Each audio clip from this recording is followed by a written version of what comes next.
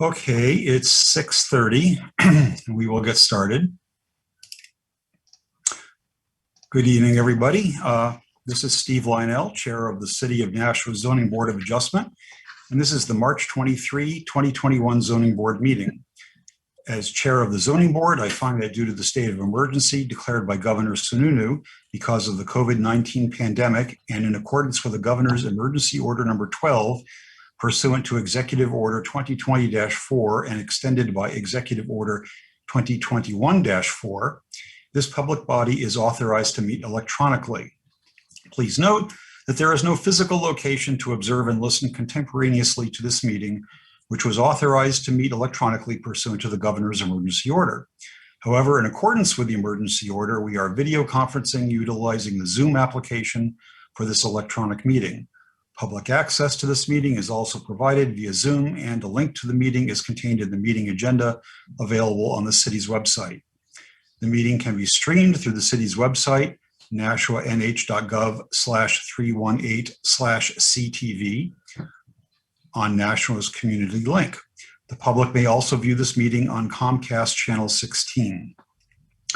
We previously gave notice to the public of the necessary information for accessing the meeting through public postings and, where applicable, notice to abutters. Instructions have also been provided on the City of Nashua's website at nashuanh.gov and publicly noticed at City Hall. If anyone has a problem accessing the meeting via phone or Channel 16, please call 603-821-2049 and they will help you connect.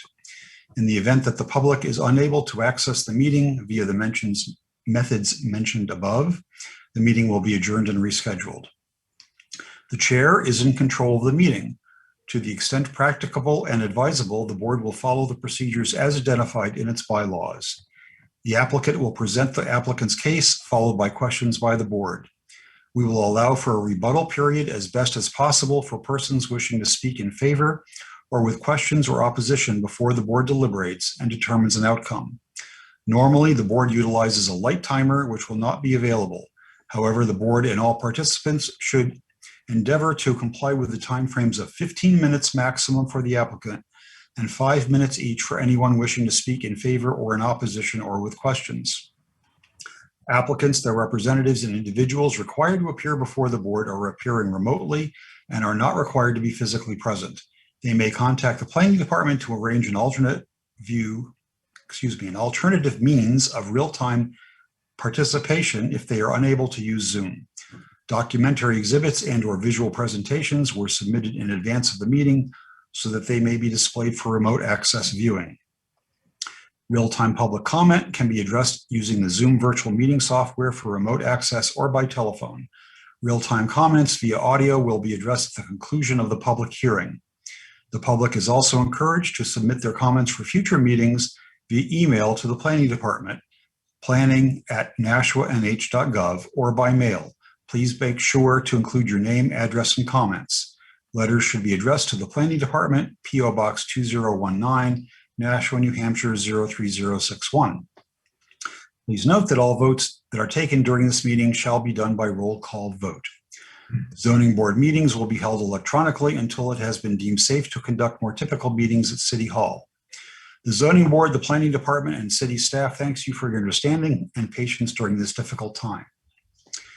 Tonight, we will be hearing requests for deviation from the Nashua Zoning Code in the form of applications for variances. I don't believe there's any special exceptions on the agenda for tonight.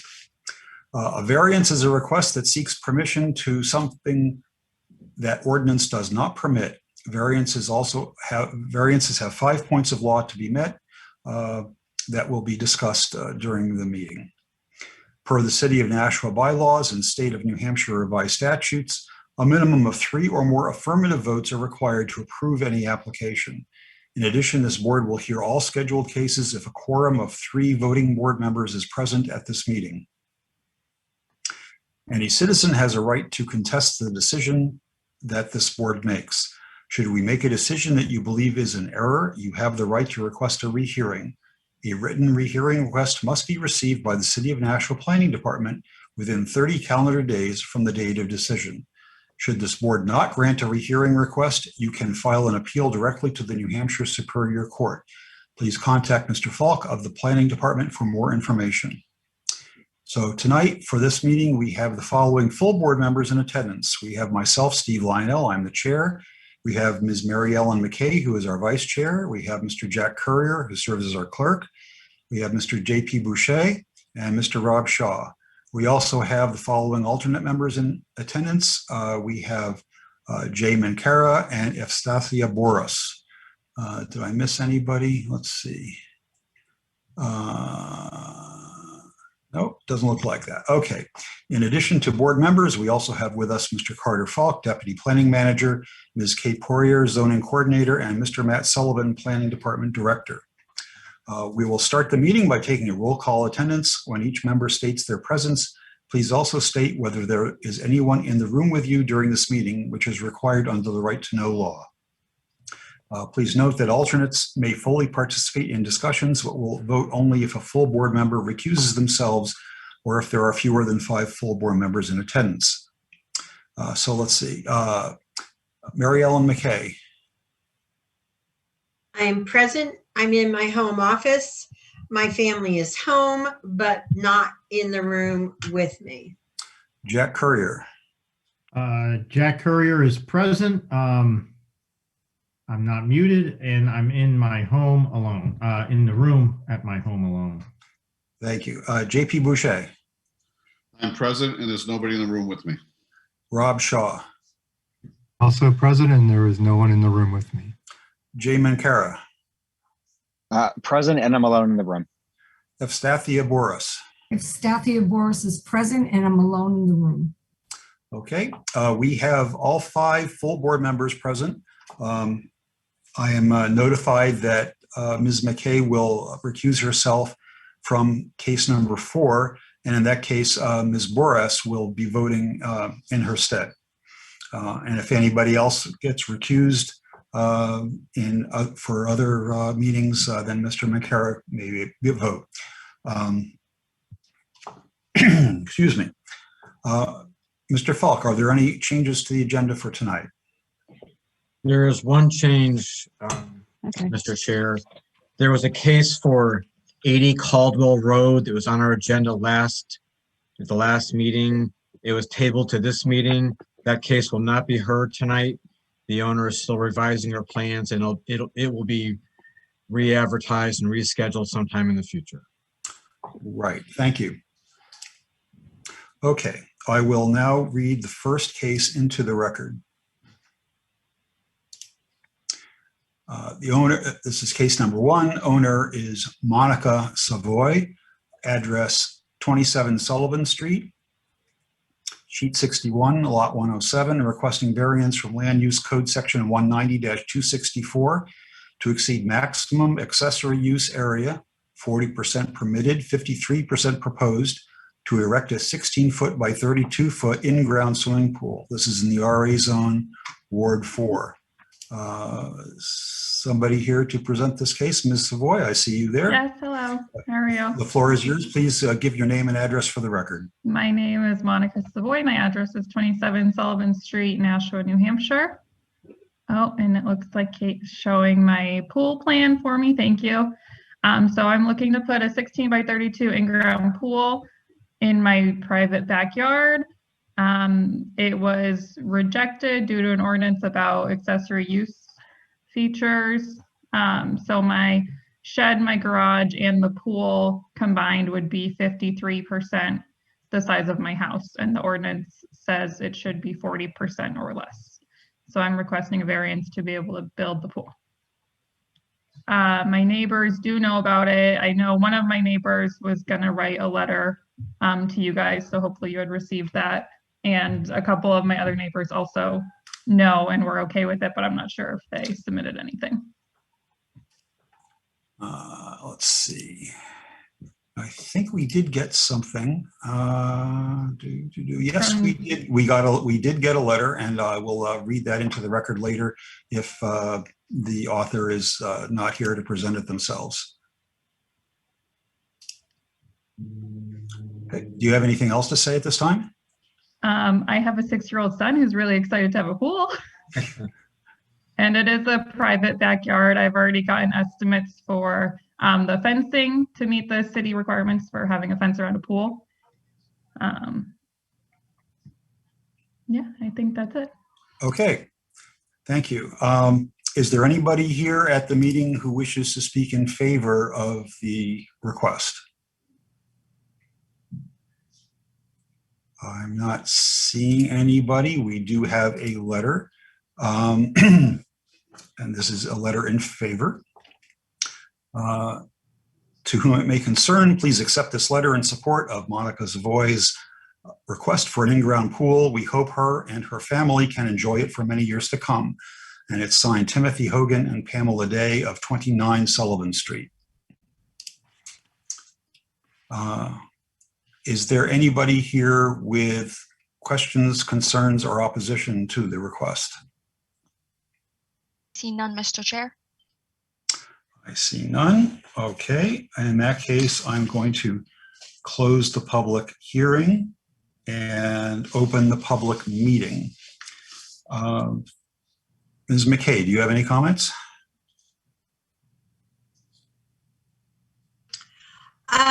No, I'm in support of this. I don't see an issue here, and the abutting neighbor and the other neighbors don't seem to have any issues. So I support the application. Thank you. Mr. Courier. I'm in support of the application, and I appreciate the neighbor reaching out and providing the letter, because when there's a case for this sort of lot coverage overage, sometimes there can already be a lot of activity at the household, and sometimes there's like a tipping point of too much. Certainly doesn't seem to be the case here. In doing a site walk, I think the pool will be kind of very privately contained behind the house. And so I did have a concern it might be noisy on the neighbors or something, but we haven't heard anything like that. So I'm in support and hope the owner can, make good use of the pool. Thank you. Mr. Boucher. I'm in support for all the reasons that that elders gave. Mr. Shaw. I'm in support also. I think this is another one of these cases we've seen a number of times where I think, to me, a key determinant of the situation is the fact that the garage is a standalone garage as opposed to an attached structure. With an attached garage, I'm pretty certain the numbers would have worked out such that there would have been no need for this application and this variance request. So garage is not an extensive structure either. I think a number of the garages in the surrounding neighborhood are attached, and this owner, unfortunately, is essentially penalized because of the non-attached garage. I don't think there's an excessive coverage of the property overall by adding the pool, and I'm very much in support of this application. Thank you. Ms. Boras.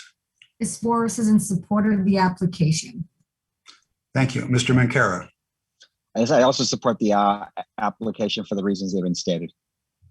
And I, Steve Lionel, also support the application for all of the reasons that have been stated. Would somebody care to make a motion? Ms. McKay, thank you. You're quite welcome.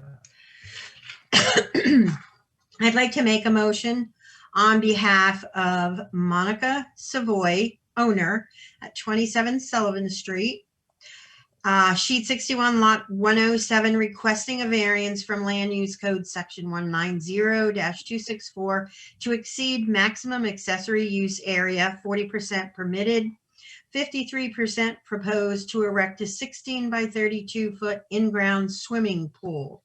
The board finds that this meets all 5 points, and the variance is needed to enable the applicant's proposed use of the property.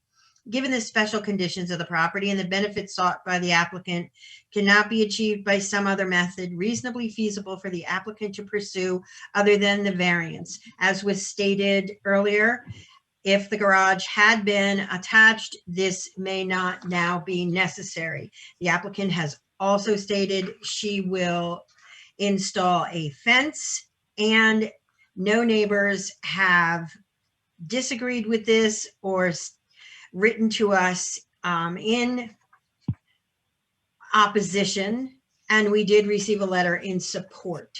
This is within the spirit and intent of the ordinance. It will not adversely affect the property values of surrounding parcels. It's not contrary to the public interest, and substantial justice will be gained. And so the board and myself make a motion to support this request.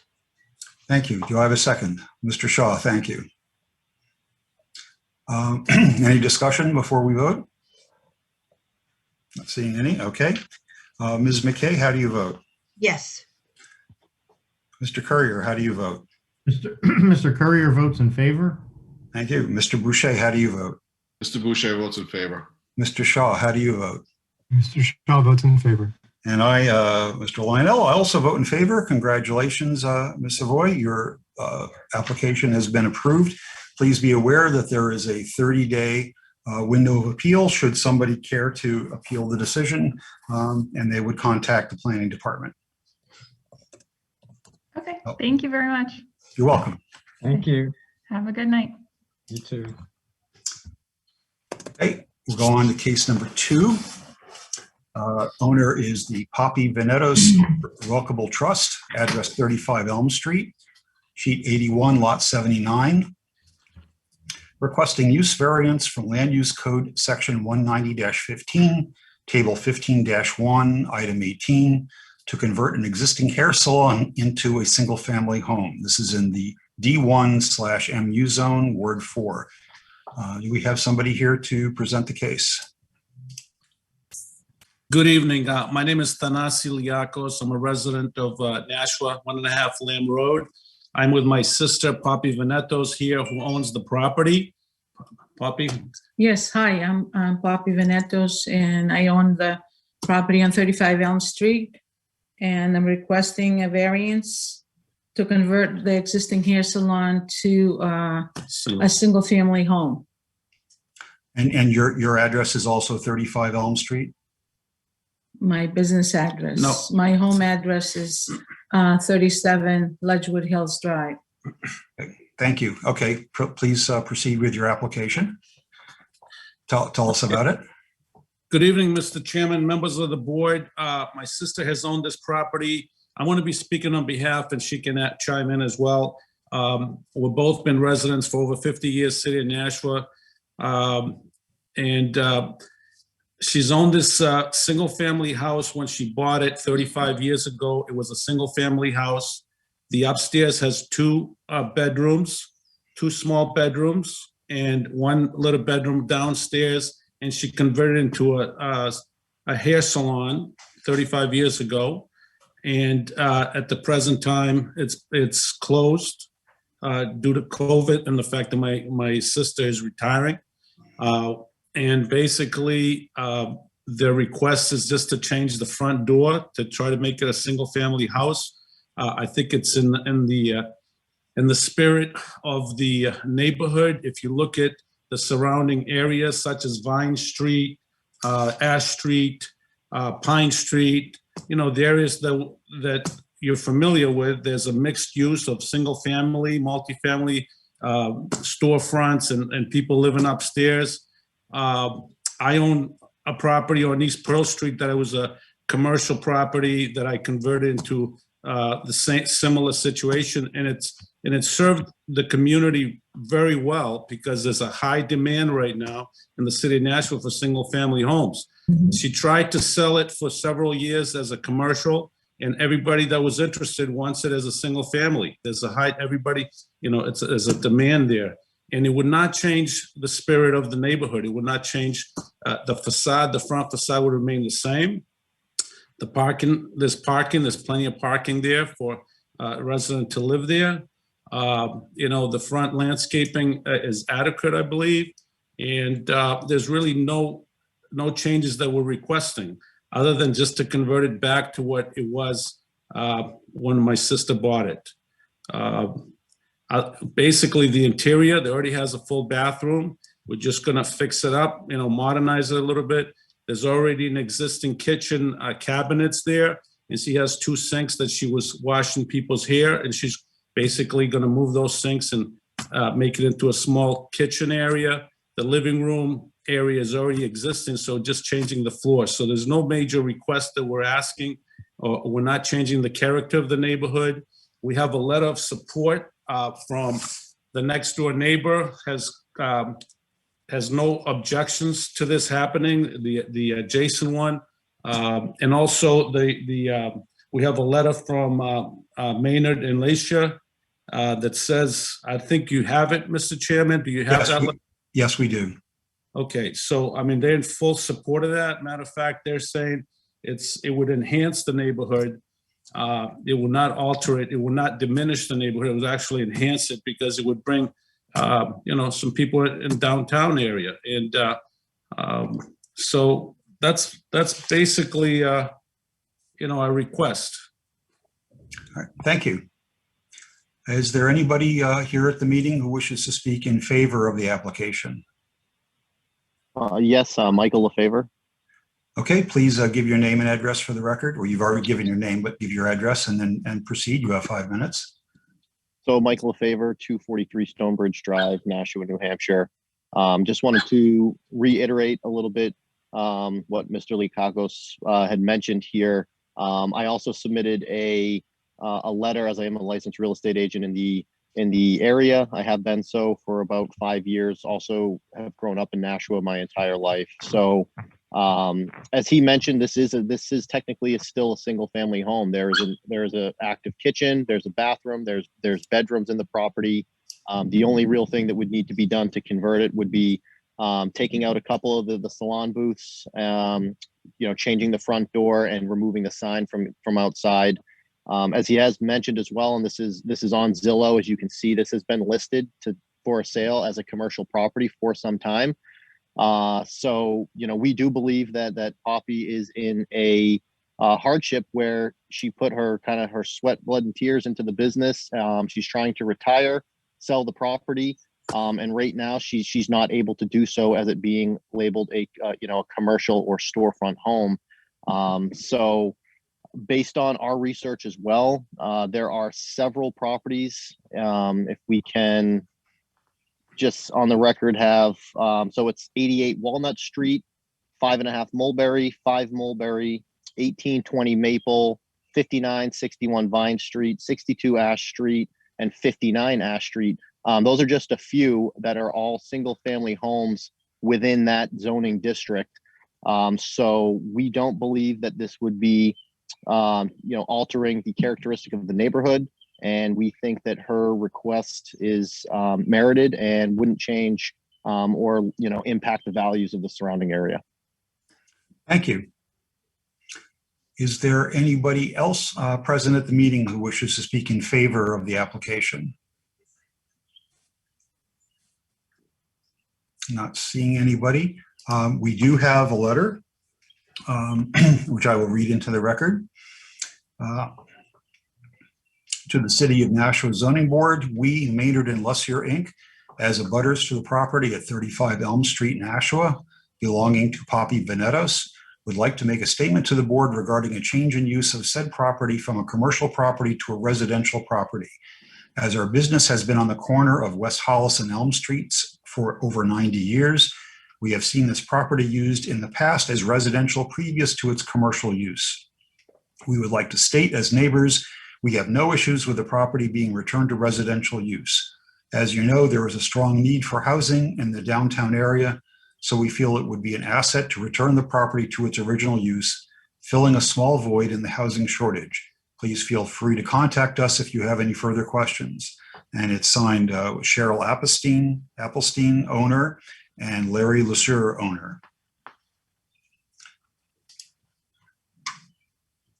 Okay, is there anybody here to speak with questions, concern, or opposition to the application?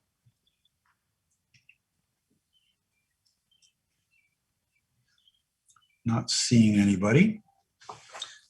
In that case, I will close the public hearing and open the public meeting. Mr. Courier, do you have comments? Well, I actually had a question. Oh, yes. Oh, okay. Yes, I should have, yes, questions from the board. I should have done that. Yes, no problem. Actually, my question is for Mr. Falk, and you know, as I look at Elm Street, there's, you know, I see several what I think were probably homes that were converted to business, and I was just wondering if at one point was this actually this portion of the street zoned residential, and at some time shifted to a D1 MU. I don't know if Mr. Falk can. You're muted. Yeah, you're mute. All right, there we go. Sorry about that, Mr. Courier.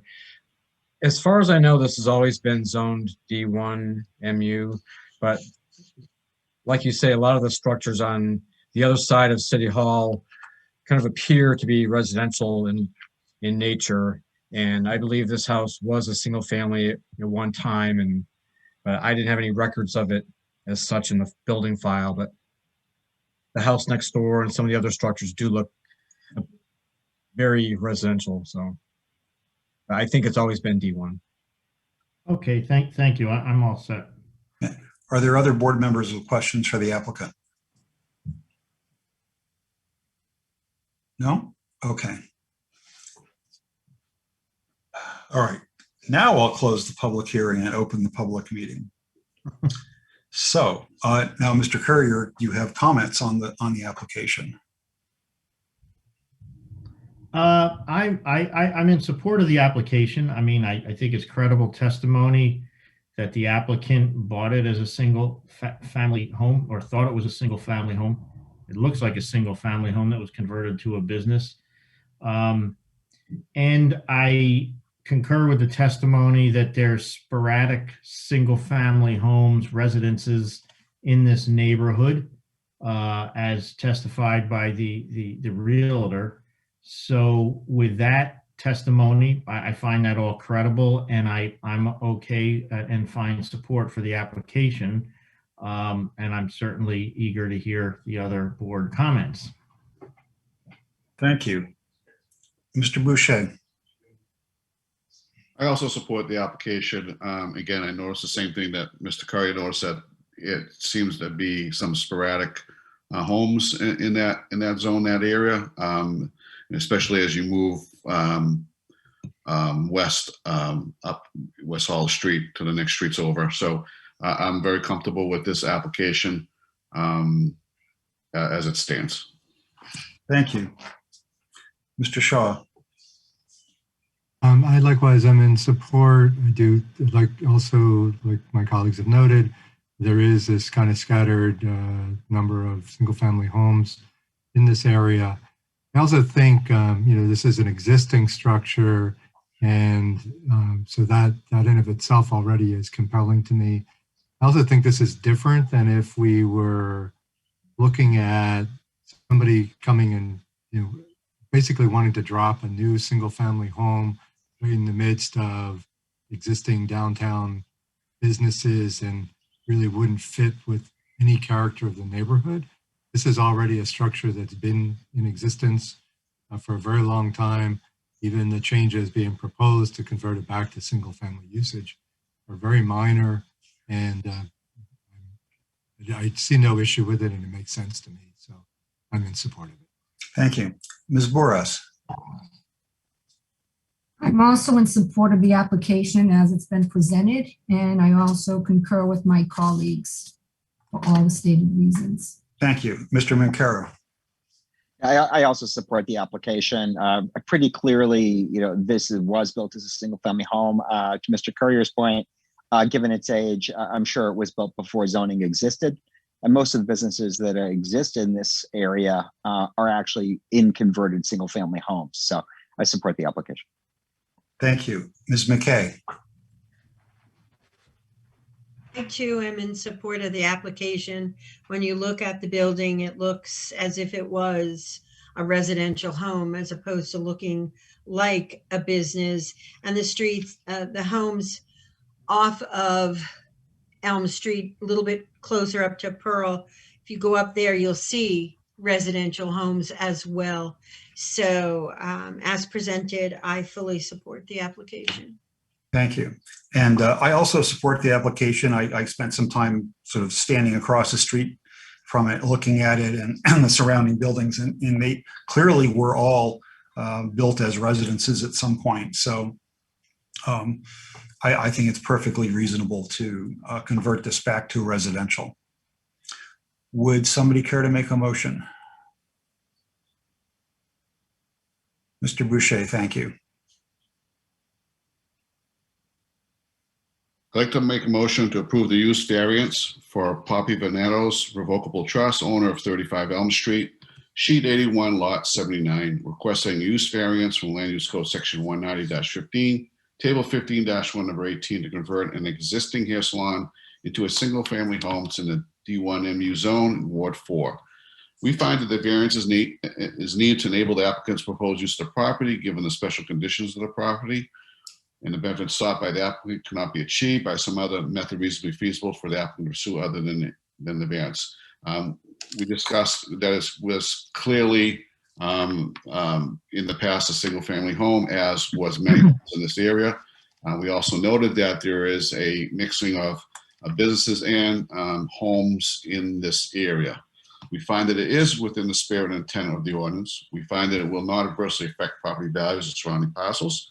We find it's not contrary to public interest, and we find that substantial justice will be served by approving the use variance. So again, I make a motion to approve the use variance. Thank you. Ms. McKay, I see your hand up for a second. Very good, thank you.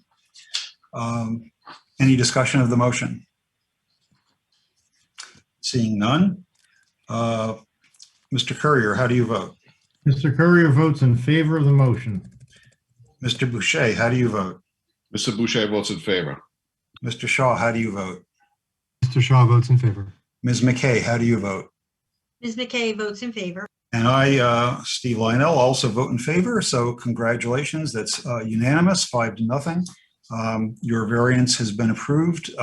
As always, please be aware that there's a 30-day window of appeal. If you have any questions, please contact Mr. Falk of the Planning Department. Thank you very much. Thank you very much. Thank you. Okay, so now we will move to case number 3. Owner is Colbier Enterprises, Andrew Deli Carpini. Applicant is Sequel Management and Development, Peter Dolph. Address 8 Blackstone Drive, sheet H, lot 653. Requesting the following variances. 1, use variance from Land Use Code Section 190-15, Table 15-1, Item 15, to allow an 18-unit multifamily development consisting of 3 buildings with 6 units in each. And 2, variance from Land Use Code Section 190-16, Table 16-3, to exceed maximum density in the GB zone, 17 multifamily units permitted, 18 multifamily units proposed. This is in the GB zone, Ward 2. Is there somebody here to present this case? Yes, Mr. Chair. My name is Peter Dolph. I'm the president of Sequel Development and Management, Inc. And your address, please? 2 Knightsbridge Drive, Nashua, New Hampshire. Okay, thank you. Proceed. All right. Thank you very much to the board for hearing our case tonight. Also with me tonight is Chris Rice from TF Moran. As you stated, Mr. Chairman, this Colbier Enterprises has purchased these 2 lots. They have already successfully gone through zoning and planning and will be starting the construction of a convenience store, gas station on the corner of Amherst Street and Blackstone Drive. The lot we have under contract with Colbier is 8 Blackstone Drive, directly behind that. It's approximately a 1.4 acre lot. We are looking for 2 variances, as you mentioned. One is a use variance, one is a density variance. This property is surrounded on 3 sides by RC zoning. And which allows 12.5 units per acre. Just a brief description of the Blackstone neighborhood. The Blackstone neighborhood is made up of 4 different condominium associations that were all built in the early to mid 80s, originally developed by Constellation Construction, Ed Fillmore. Millstone 1 is made up of approximately 90 units. Millstone 2 is made up of 98 units. Laurel Oaks Condominiums is made up of 106 units. And Knightsbridge Arms Condominium is made up of 288 units. So this is already a neighborhood of over 600 units. Our particular property is bordered on 3 sides by essentially Knightsbridge Arms condominiums on 2 sides, and across Blackstone Drive to the right, Millstone 1. So we are bordered on 3 sides by RC zoning that allows 12 units per acre. We use the exact same density when we developed our plan for this lot. At 1.4 acres, it allows 17.5-ish units. So we simply round it up to 18, which is why we're applying for the use density if we do need it, because we're about a half a unit over. What we're proposing to build here is 3-story townhome condominiums. They will have a 1-car garage, 3 bedrooms, 2.5 bathrooms. They're very similar to the 34 townhome units we've already constructed on Deerwood Drive in Nashua, right off Amherst Street. And we're just embarking now on another 10 units on Domain Street, which is again right off Amherst Street. So we've been building these units in this part of the city. They've been very widely well received and have kind of transformed that Deerwood neighborhood, in a very positive way. The other thing that we've done with this property, which is very interesting, the highlighted yellow area is an easement. That land is owned by Blackstone Drive, is that owned by Knightsbridge Arms condominiums. And the only access to this property would have been through the back of the convenience store, through the piece of land that actually this lot owns, but is granted an easement to the convenience store out front. So Knightsbridge is made up of 288 units. In order to get the easement, we had to go to the board of directors and then to the community. And the association has been represented by Gottesman and Hollis through this process. And we had to achieve a 2/3 vote of the unit owners of Knightsbridge Arms to grant this easement. We did achieve that 2/3. We actually yesterday received our 192nd vote in favor of the easement. We had 24 unit owners vote against the easement. So it's quite clear that the Knightsbridge Arms community sees this as a really excellent transition parcel from the commercial use on Amherst Street to another residential use, as opposed to a more commercial use that would then border right against 2 and 4 Rodian Drive, which are the 2 large buildings you see bordering the green there, which belong to Knightsbridge Arms. So we were very pleased with the community support. We do have the vote for that easement, so we would record that. That would be the main entryway into the property. The second smaller access that goes into the back of the convenience store will actually be a gated access, so that won't allow through traffic, but would be accessible for the police, fire, ambulance, and so forth. And then it allows a better use of the property. As you all know, for the fire department to pull in more than 150 feet, you have to have a hammerhead or a turnaround, and that would take up virtually our whole lot. So by having this pass through, it allows the fire department to pull in and pull out, and allows us more usable space. We meet all of the other criteria. We meet the setbacks, we meet the density, we meet the, I apologize, we're half a unit short on the density. We meet the setbacks, we meet the green space, we will meet all the drainage requirements. Given that this neighborhood is already set up for over 600 housing units, there is more than ample water, sewer, and electricity on Blackstone Drive. And it's actually already stubbed into the convenience store lot. So we will not have to go back into Blackstone Drive to tie into water, sewer. It's already all on the lot, and it's more than adequate to supply these additional 18 units. The other noteworthy item is the again, it's a 600 unit neighborhood, so the 18 units we're going to construct will not add any additional traffic that'll be impactful or even measurable, I don't believe, in any way compared to what's already there. I think I've covered pretty much everything I want to cover. I would give Chris Rice an opportunity just to speak if I've missed anything, Chris, that you can add. Just some background. Chris Rice and TF Moran are representing Colbier Enterprises on the convenience store and the gas station. So Chris is extremely familiar with the engineering on this property. Thank you. If Mr. Rice wishes to speak, please give his name and address for the record. I'm not hearing anybody. I don't know if I can unmute myself. Can you hear me now? Yes, we can hear you now. I thought you had to unmute me. I apologize. Well, good evening, everyone. Do that. My name is Chris Rice with TF Moran, and I'm here tonight on behalf of Sequel Development. As Peter mentioned, I was the civil engineer who worked on the recently approved and soon to be under construction gas station that's at 4 Blackstone Drive. Mr. Rice, would you give your address for the record, please? Oh, yes. I live in at 5 South Bow Road in Hooksett, New Hampshire. Okay, thank you.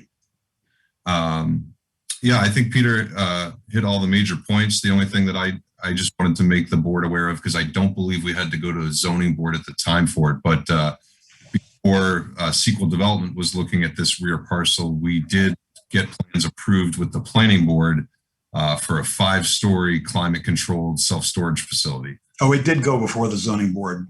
That did. Okay, I couldn't remember if we had gone through zoning for that or not, but it did not get approved. The self-storage facility? Correct. I believe we got approvals for that from the city. Not from the zoning board. I didn't go, no, from the planning board. I don't believe we required anything from the zoning board. It did come before us and it was denied. Oh, there must have been a different aspect of it than I believe. I can double check, but I'm pretty sure we had gone through the whole planning process. It doesn't matter because that's not what's before us tonight. So. No, I just wanted to make the board aware that was the other type of use that was being contemplated on this lot. And as Peter mentioned, we feel that this is a much better use for this property, given that you're kind of transitioning from the higher intense uses right along Amherst Street and then moving back further into the residential neighborhoods. But we're happy to answer any questions or comments that any of the board members may have. Thank you. Mr. Chairman. Yeah. Mr. Falk. The self-storage request did come before the zoning board and was denied in fall of 2018, but then the applicant had the property rezoned and then it went to the planning board and did receive approval.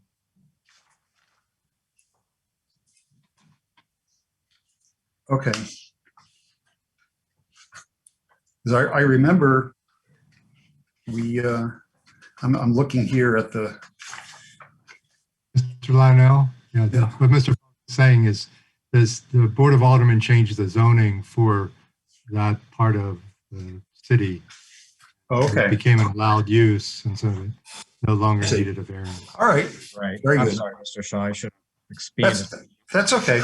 That's okay. I apologize if I wasn't. Yeah, Mr. Shaw, you have questions for the applicant. I did have a question, and Ms. Poirier, if you could actually put the plan up again that shows like the green rectangle. I guess I was just trying to understand basically the primary, usage for the location of the structures and the pavement and everything else is all towards the lower right as we're looking at it. And then there seems to be this identification of that rear kind of rectangle off the back of the property. And that I was trying to understand basically what that's about and why it's identified that way and separated, almost seemingly separated. I can answer that one if you'd like, Mr. Chairman. Yes, please do. Can you hear me? Yes, so we originally, as Peter mentioned, everything that you're seeing for the gas station and this proposed development was all one piece of property. We got the gas station approved, and as part of there was a lot, that back corner piece that you're looking at that looks like its own rectangle in the back was actually a lot line adjustment that portion of the property was given back to the auto body shop to the west. And so Mr. Sequel's lot, or the lot that they're looking to purchase, is just the black outline within that green box. If you could, yeah, exactly what's being highlighted now. So that is the current property right now as it's been subdivided and recorded. We just left that other piece on just in case people were questioning why that extra slot was there or what had happened in the past for it. So actually no longer part of their property. That belongs to, I might butcher the last name. I think it's Petrosky's, or it's the abutting landowner to the west part of the auto body shop. So that is now part of their lot. Petrosky, sorry. Thank you. Are there other board members with questions for the applicant? Mr. Mancara raised his hand. Okay, Mr. Mancara. So on a related note, when I looked in the application package and also on the city's assessing website, this property shows as one lot with a convenience store property. So I'm just wondering, was it in fact subdivided legally? Or is it still one lot with a, convenience store parcel? Yes, it has been. It has been recorded, and it has been subdivided and recorded at the Registry of Deeds. It might just be that the city's site hasn't been up yet, because that honestly did just take place, I want to say, within the last month. I think it's been recorded. I can get you the exact date if you'd like. I don't need the exact date. Thank you. Ms. Poirier, do you have a comment? Yes, when this application came in, the process of subdividing the lot hadn't quite completed, so I didn't have an 8 Blackstone Drive in our computer systems to put it on. So I had to put it on a parcel, so I put it on 4. Makes sense. Okay. I'll give you the plan recording number if it helps right now, and the drawer number. No, that's fine. I just needed to know whether it was subdivided or not. Sure. We're all set. We're all set with that. Other board members with questions? This is how it looks now.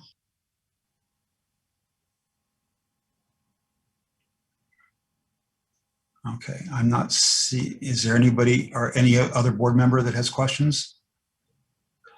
Okay, not seeing any. Is there anybody present who would like to speak in favor of the application?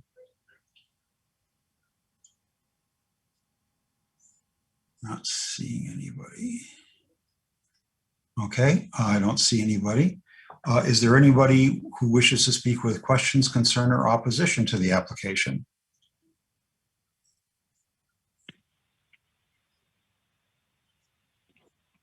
And I'm not seeing anybody there either. Okay, in that case, I will close the public hearing and open the public meeting. Comments from the board. Mr. Boucher, do you have any comments?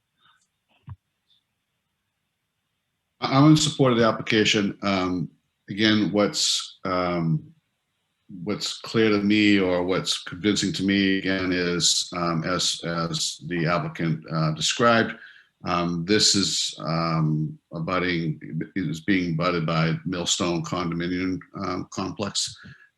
So again, this is something that I think fits in. It's for me, it's not, and wouldn't become an issue. It's not an issue for me as it stands. I'm okay with the 18 units. Again, that's just a minor issue there. So again, I think that project's well done. I believe that this serves this part of the city a little bit better. I know that, Amherst Street at one time, we've seen a lot of changes on Amherst Street and off Amherst Street, different types of businesses and things going in, and some changes.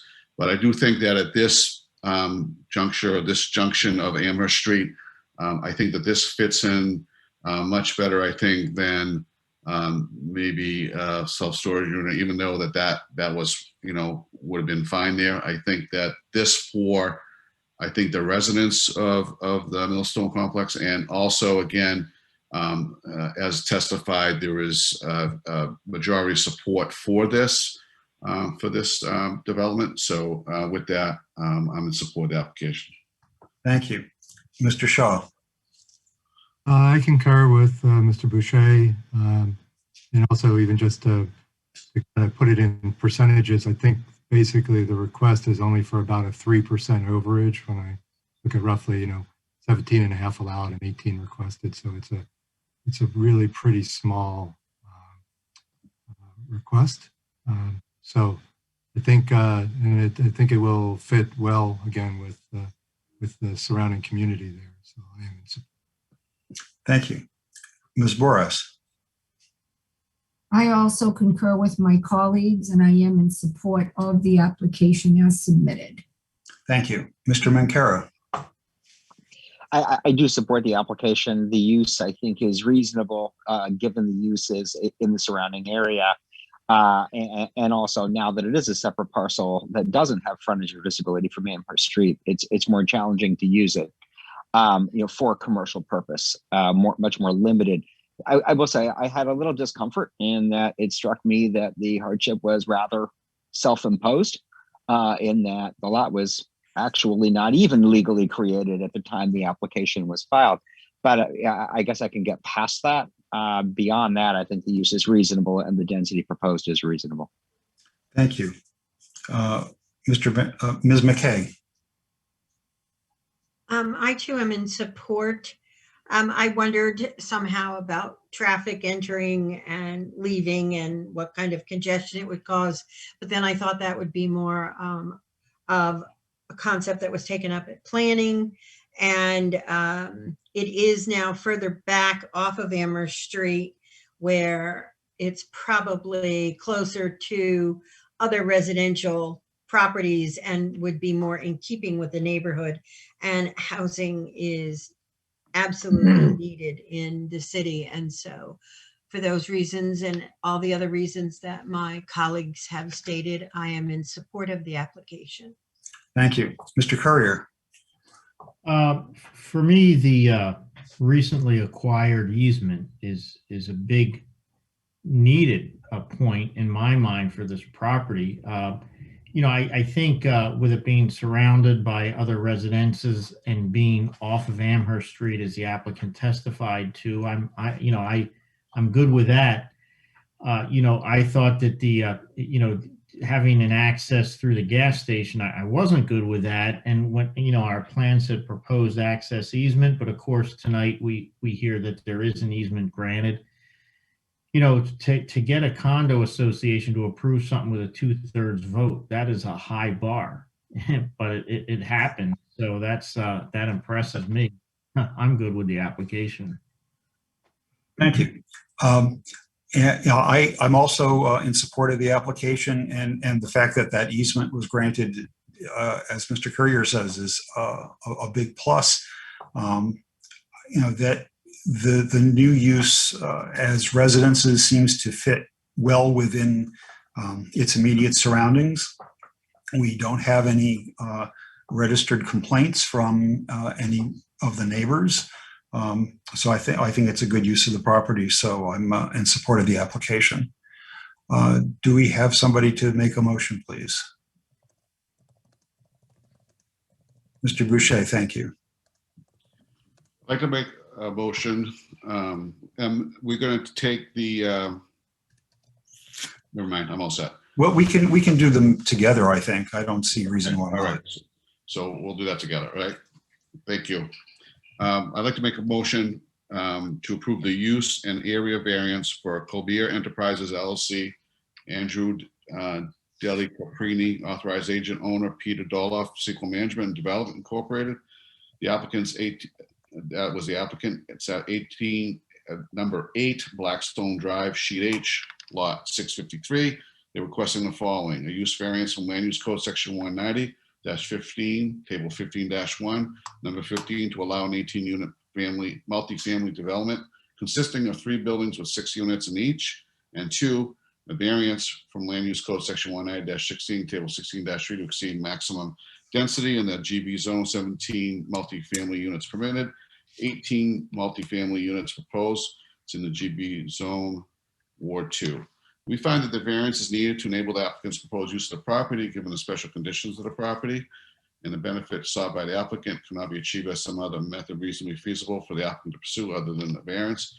Again, we discussed the fact that this lot is surrounded by the large Millstone complex, several units, several residential units in there, and with that reasoning, again, sits back from the road.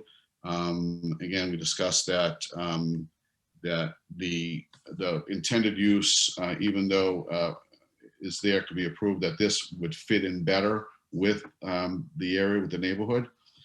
We also recognize that the overage that the applicant's looking for the 18 units is, I think, was stated to be approximately only 3% over the allowed unit numbers of over 17, the one unit number over 17. So again, we find that that is quite reasonable. We find that it is within the spirit and intent of the ordinance. We find that it will not address property values of surrounding parcels. We find that it's not contrary to public interests, and we find that substantial justice will be served. So again, I make a motion to approve the use and area variance. Thank you. I see Mr. Shaw with his hand up for a second. Thank you. Any discussion of the motion? Seeing none. Mr. Shaw, how do you vote? I'll vote in favor. Ms. McKay, how do you vote? Ms. McKay votes in favor. Mr. Courier, how do you vote? Mr. Courier votes in favor. Mr. Boucher, how do you vote?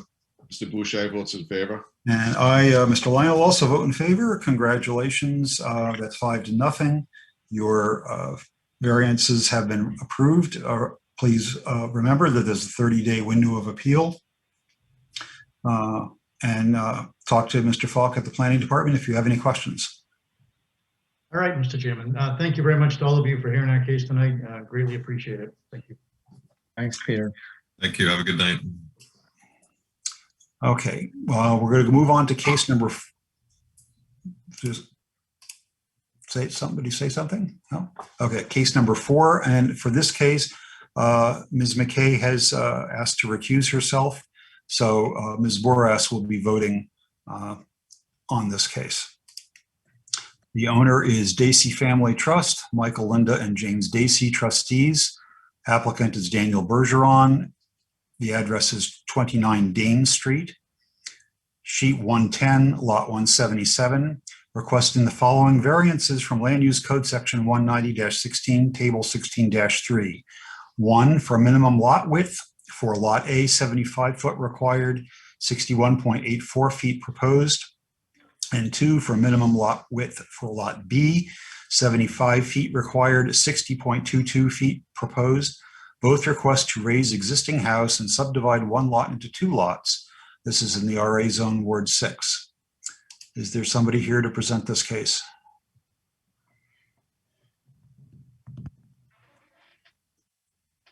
Gary, you need to unmute yourself. Yeah, whoever wants to speak needs to unmute themselves. You hear me now? Can hear you now. Harry Prune, you put them on. Yeah. Yeah. Okay. Go ahead, Matt Jerry. will tell you that today has not been my day for the Zoom machine. It's probably a good thing I'm a lawyer and not involved in the technology end of this stuff. Especially when I only get half a picture. Mr. Chairman, members of the board, my name for the record is Gerald Prunier with an office at 20 Trafalgar Square. Katie, I just thought I had lost the whole thing. At offices at 20 Trafalgar Square in Nashua. I'm here as attorney for the applicant, Daniel Bergeron, and with me this evening is our engineer, Richard Maynard. The property is located at 29 Dane Street and is located in the south end of Nashua, off of Robinson Road. It is an older neighborhood. It's surrounded by single-family homes and lots of various sizes. The tax records of the city of Nashua shows a multitude of different types of lots and sizes of lots in that particular area. The proposal, as the chairman indicated, is to remove the present house on the lot and construct 2 single-family, single-story homes one on each lot. All of the dimensions of an R9 zone and density for both lots are met except for the width of the lots. And as come before the board many times, when we have the frontage requirement, and for some reason or other, the width is larger than the required frontage. The lots, as far as the size is concerned, in an R9 district, you're required to have 7,500 square feet. The two lots that are going to be proposed provide, one is 10,698 square feet, and the other is 10,332 square feet.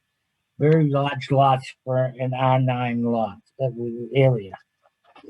I would like to, Mr. Chairman, if I may, read into the record a letter by Randy Termel.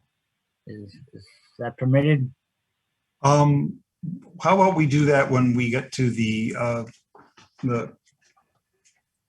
comments from other people? So you continue with your case. Okay. In the surrounding area, as I've indicated in my introduction, was that there are various lots that have smaller frontage and do not have the width of the required in the R9 districts as presently.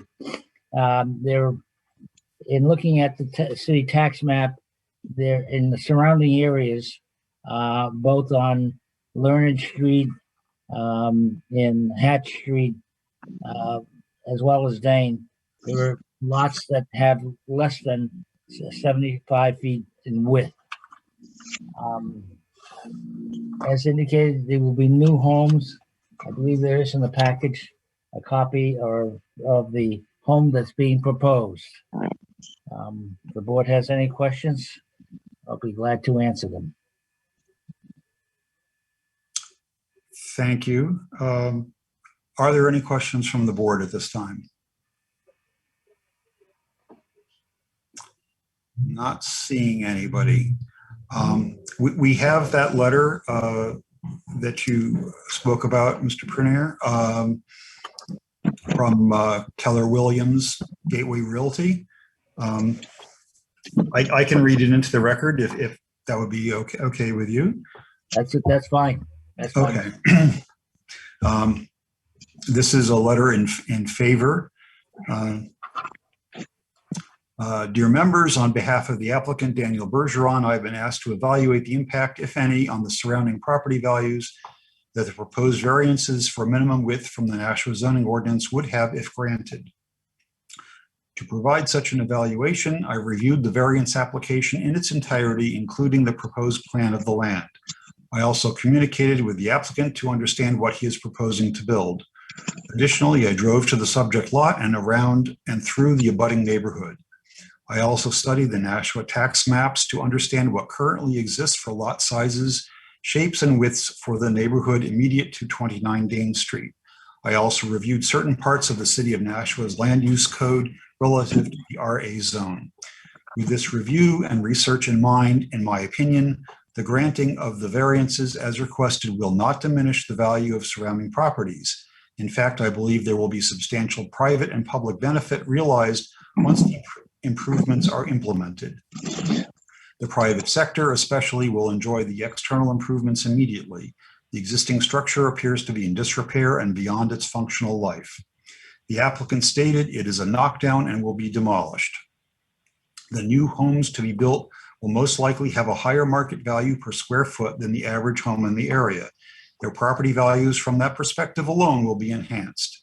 The public will always benefit from a substantial financial investment, such as being proposed with the construction of 2 new homes. The new dwellings will also be constructed with current life safety requirements. This particular neighborhood currently offers a variety of lot sizes, shapes, and widths. I have found many properties close to 29 Dane Street that do not conform to minimum lot widths for the RA zone. In conclusion, I consider the project a win-win and would urge the approval of the variances as requested. And this is signed Randy Termel, Principal, Keller Williams Gateway Realty. At this time, I'll ask if there's anybody else present who would like to speak in favor of this application. Yes, Richard Maynard.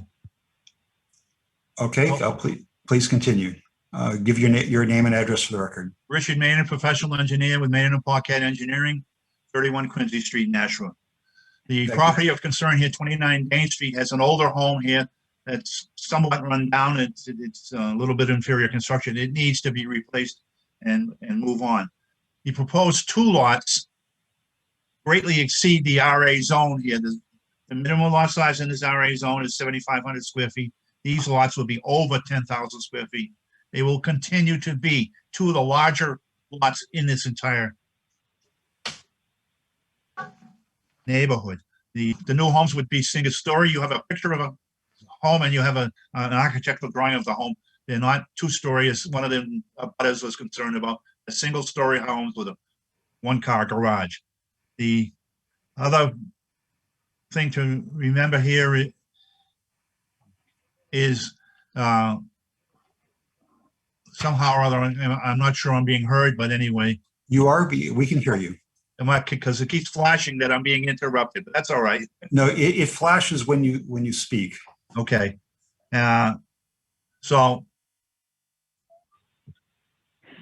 go ahead. In any regard, these will be brand new homes for this older neighborhood, and it'll definitely enhance property values and increase the values there. There's a neighbor to the rear on Herrick Street that's complaining about privacy. Well, the back of the house to the back lot line is over 75 feet, so there's plenty of separation with this. This is not any bit of overcrowding, and as I stated, these are 10,000 square foot lots. It's a 7,500 square foot zone neighborhood, plus there's numerous lots undersized in this dire neighborhood. So these will continue to be some of the large ones. So this will have a positive impact on this particular neighborhood. Thank you. Thank you. Is there anybody, Mr. Courier, you have a question? Yeah, I just wanted to clarify. Today we got the house plans on an email, the proposed house plans. And as I see it, the lots are nominally, the proposal is the lots will be nominally 60 feet wide, with the houses being nominally 40 feet wide and 10 feet on the left and 10 feet on the right. I just want to make sure I have those dimensions correct in my head. 10-foot side setback, yes. Okay, so the houses are actually, the proposal is they're kind of skinnier and longer to meet that 10-foot setback on either side. They're just normal houses, Jack. There's nothing special about these designs. They're standard single family, one story, 1-car garage houses. Okay. These are pretty much canned plans. Okay, thank you. Mr. Boucher. You need to unmute yourself, please. Excuse me, sorry. Mr. Maynard, I know you said, you stated what was going to be the approximate distance from the rear of the house to the back property line. Again, I know that there's some concern about that, and I'm just wondering approximately what could we ensure that the house is going to be away from the back property line? The approximate distance shown and as proposed on the plans that I gave you is 75 feet.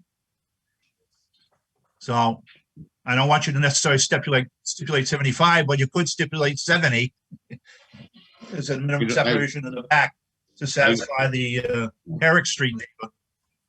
So, all right. So I understand. Thank you. It's just, I want to make sure that there was a quote unquote significant distance to the rear property line, that the house wasn't going to be pushed back. Thank you. More than significant, it's substantial. All right. Thank you. Any other board members with questions for Mr. Maynard? No? Okay, thank you. Is there anybody else present who would like to speak in favor of this application? Okay, not seeing anybody. Is there anybody who has is present at the meeting would like to speak with questions, concerns, or opposition to the application? Yes, my name is Barbara Vitti. Can you guys hear me? We can. Please give your address. Barbara Vitti, 4 Ordway Avenue, Nashua. Okay, thank you. I see we have a letter from you, but since you're here, please go on. Yes, I would just like to express my concern for 2 houses on that lot. To me, I mean, I've been living here for 30 years and my property abuts that yard.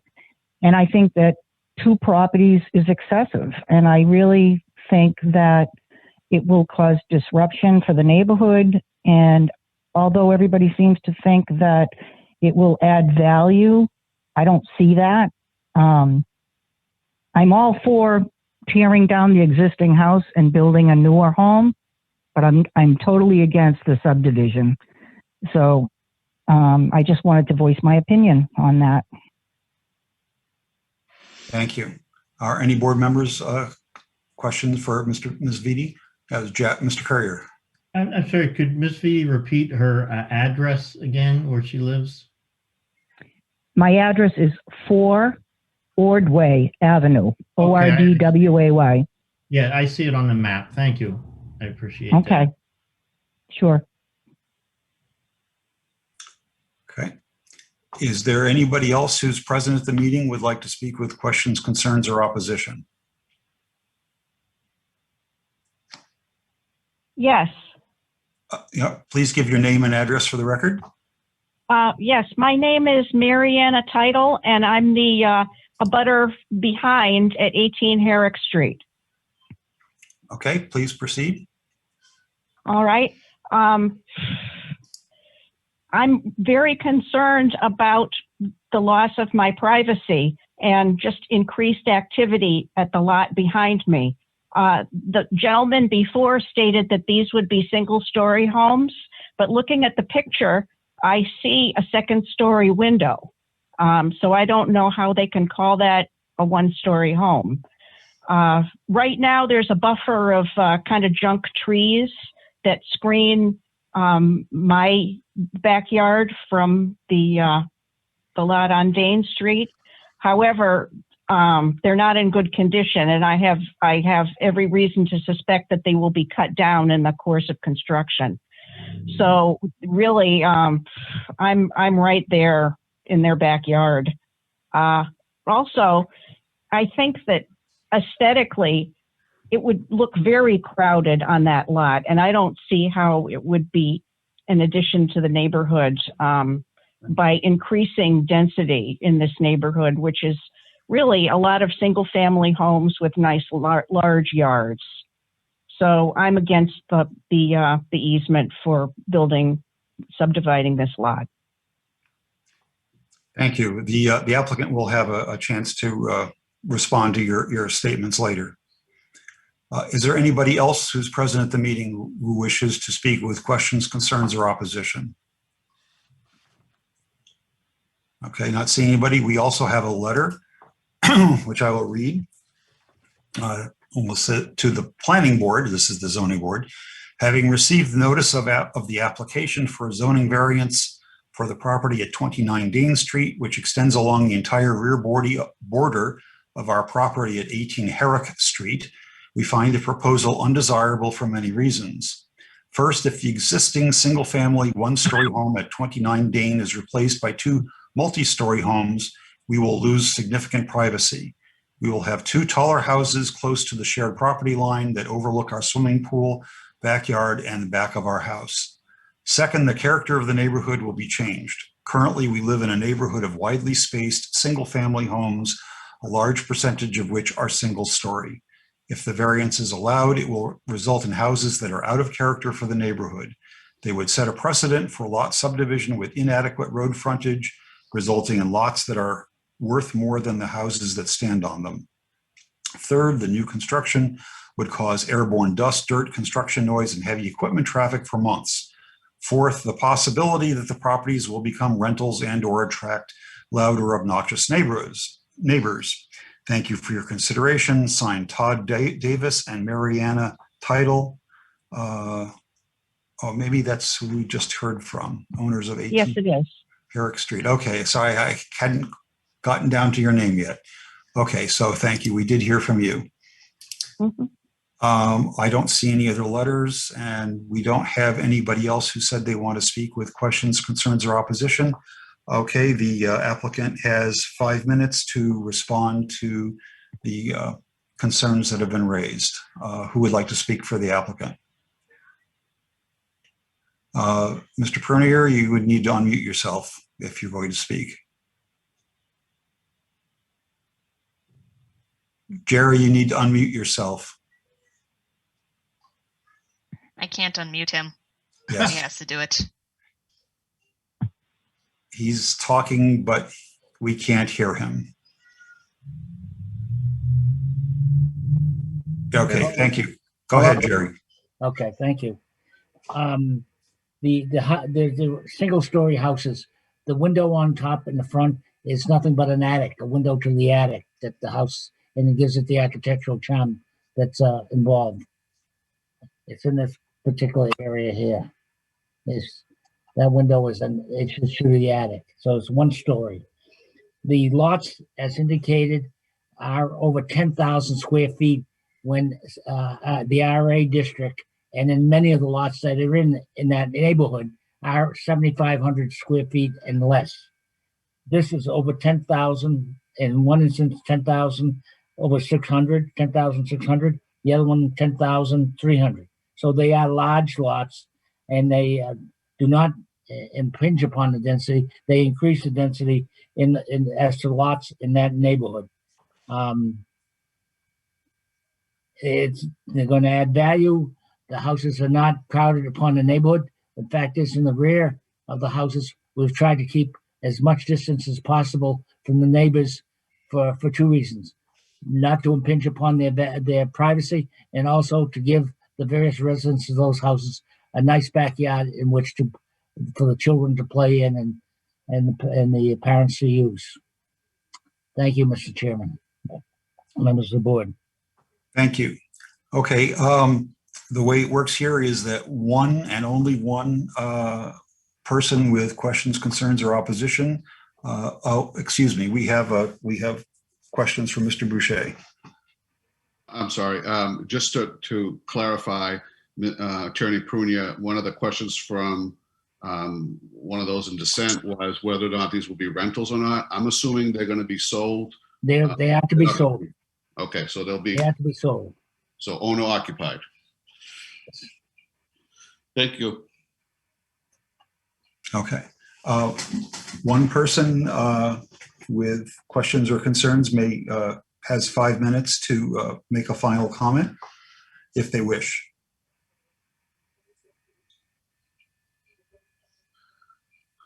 But I'm not seeing anybody offering to do that, which is fine. So I will close the public hearing and open the public meeting. And again, reminder, Ms. Boras will be voting as Ms. McKay has recused herself from this case. So we'll start with Ms. Boras. Do you have any comments?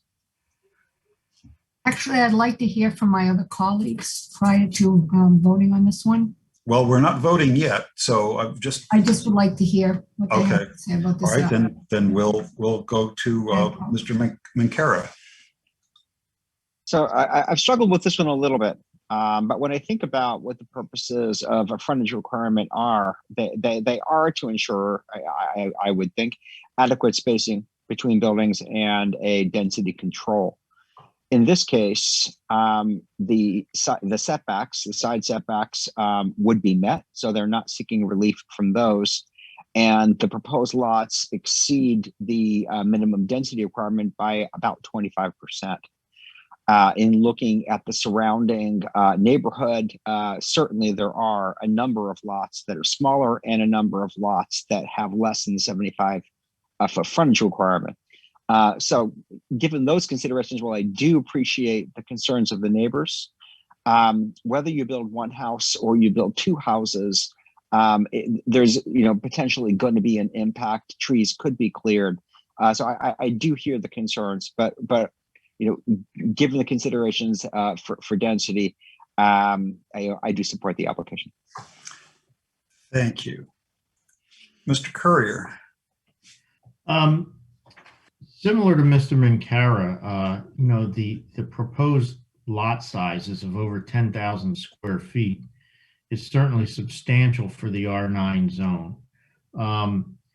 I hear especially the rear butter loud and clear about the potential loss of backyard privacy. I think that the backyards in these neighborhoods are particularly valued. There certainly seems to be a lot of families here. This proposal shows the homes indicates the homes are situated up front, shall we say. I'd feel better with a stipulation of the minimum 70 feet, which the applicant's engineer testified to. That plus the single story, I think that's a big deal because when you do have a home close to the lot line that's 2 stories, it does cut into the privacy that's currently there with the existing houses. But with the proposed single story, which I would also like to see as a stipulation, just to tighten it up in that 70-foot minimum to the rear, because lots could be sold before they're developed and somebody might want to move a house back, whatever, to have a big driveway. So with those 2 stipulations, given the large over 10,000 square foot lot size, I find support for the application. Thank you. Mr. Boucher. I also find support for the application. Again, I recognize the concerns of the abutters, and that was something that I looked at. But in this case, again, the lot sizes would be, to me, much larger than obviously what's permitted in the area, what's stipulated. But also, I think I agree with Mr. Currier. I'm very, very comfortable with stipulations with the minimum rear lot with lot depth from the house and the single story. I also recognize what the applicant stated, that from Dane Street going towards Main Street, there's quite a mix. Mr. Minkara, stated that and pointed that out, and that is true. I know that as you move back towards the highway, Herrick Street and back, it is true. Those lots are wider. It seems to be more prevalent going that way. But again, I think that this lot size would be in character with the neighborhood. And again, with the frontage, again, just, repeating what Mr. Minkara says, the house, the side yard setbacks will be met. I think if the lots were larger and met frontage, somebody could build a house to really come right to the side setbacks also. So I think, again, in essence, it'll look the same, whether or not these were 75-foot wide lots or not. So it could look the same. So again, I find support for the application. Thank you. Mr. Shaw. I've struggled a lot with this one, and I think, and I appreciate especially all the arguments that have been made, and I think they're very compelling. And I do think there's a lot of things that are very favorable as far as the fact of the, the excess area to the lots being proposed, single story, some sort of stipulation like has been noted about 70 foot to the rear. I think, and, ultimately there does seem to be a very wide mix of property, widths of properties in this immediate area. And so, but I've still been a little bit struggling of, even with that being said, of taking a lot that does meet that, by far and away, and now making 2 lots still that are narrower, which I feel like in one sense, even though lots are very large that are being proposed, those aren't really appreciated from the street either.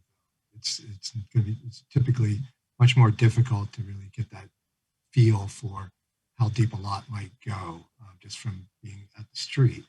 So in one sense, I think having 2 homes with just the minimum side yard setbacks kind of all the way around, as far as, all 4 essentially parts of that, I do feel like this might feel a bit crowded on this lot, even though the rest of things are being met. So I'm probably okay supporting this, but I'd still welcome hear the rest of your opinions. And I've just, like I said, I've struggled a bit with it. I think that's been my main concern. Okay, thank you.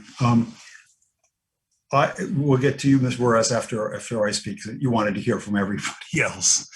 When I first looked at this, I was struggling, as Mr. Shaw was.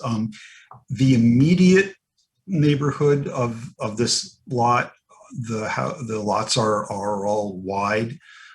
Yes, if you sort of go one block over, there are a mix of smaller ones. So I think that splitting this lot into two would sort of have I'll call it a jarring appearance compared to the other lots. It's true that area, the subdivided lots are large, and that the rear setback is much larger than would be required by the ordinances. If we were to approve this, I don't have a problem with stipulating a 70-foot minimum rear yard setback, and also that it be a single-story house. But I'm sort of on the fence about this. Those are my thoughts for now. Ms. Boras, your turn.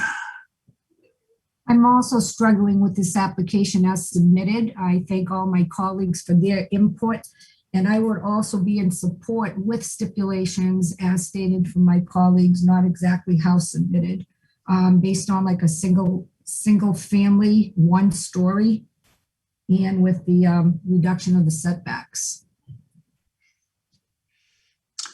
Thank you. Okay. Would somebody care to make a motion? Mr. Boucher, thank you. I'd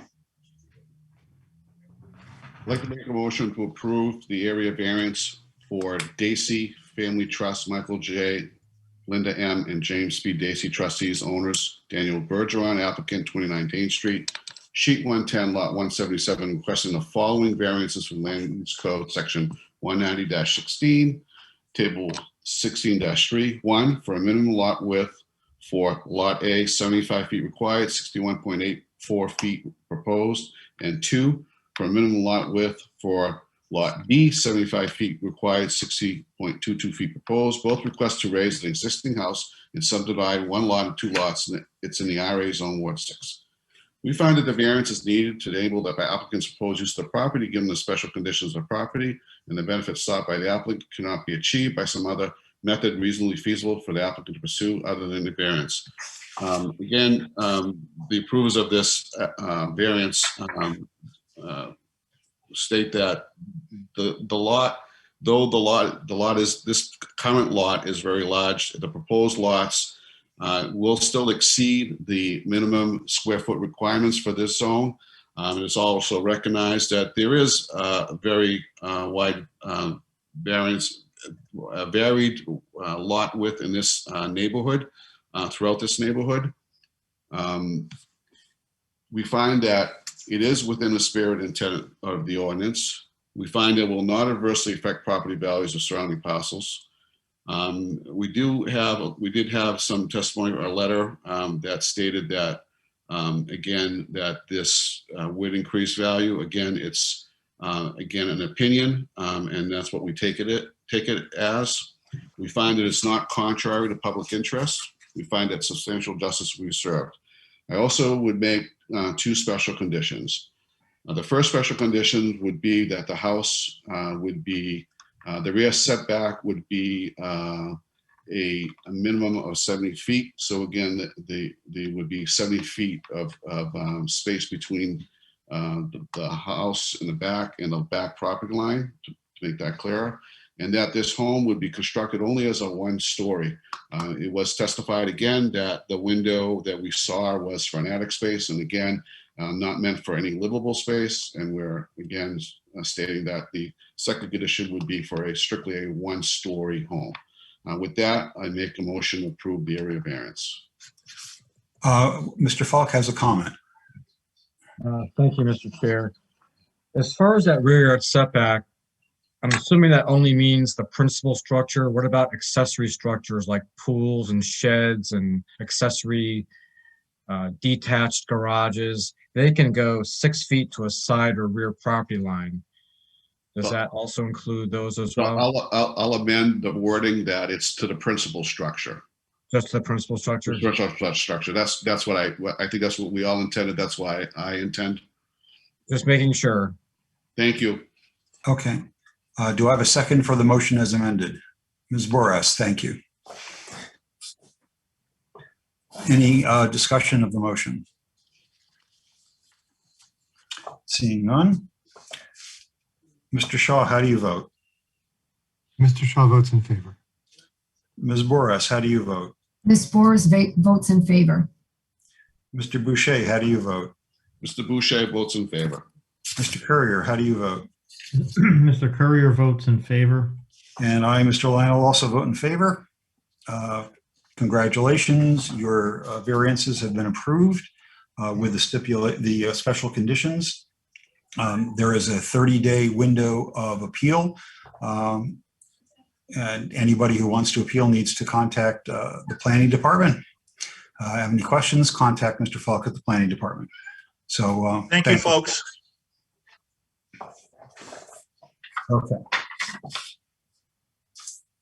We have, I know we have a rehearing request coming up for the next meeting, which is April 14th. 13th.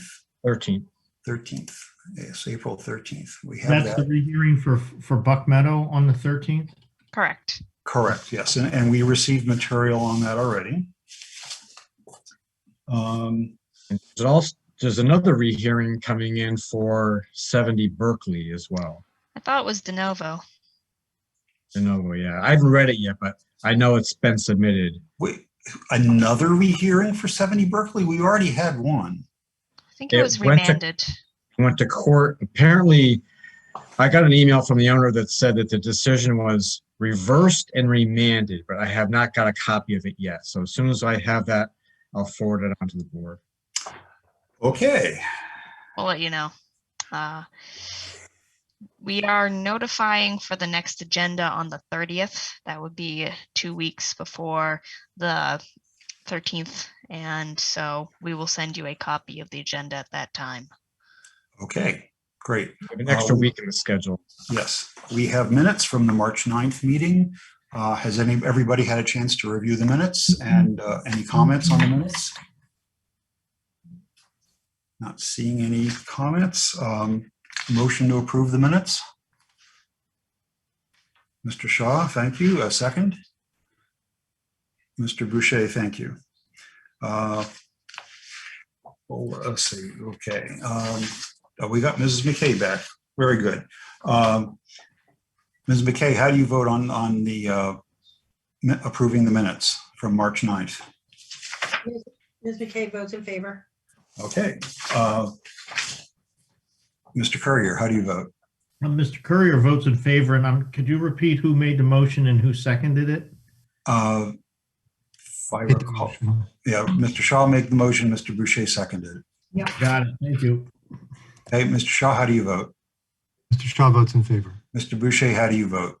Mr. Boucher votes in favor. And I also, Mr. Lionel also vote in favor. That's 5-0, approving the minutes. Motion to adjourn. So moved. Okay, Mr. Shaw makes a motion to adjourn. Do we have a second? Mr. Boucher has a second. Any objections to adjourning? I see no objections, so it's unanimous. We are adjourned at 8:04 p.m. Thank you, everybody.